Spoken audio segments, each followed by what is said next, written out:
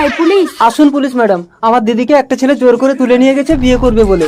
এতগুলো লোকের সামনে দিয়ে একটা মেয়েকে তুলে নিয়ে গেলে তুমি আটকাতে পারলে না? আমি ধরার জন্যই তো গেছিলাম, কিন্তু এত জোরে ছুটেছে আমি ধরতে পারিনি ম্যাডাম।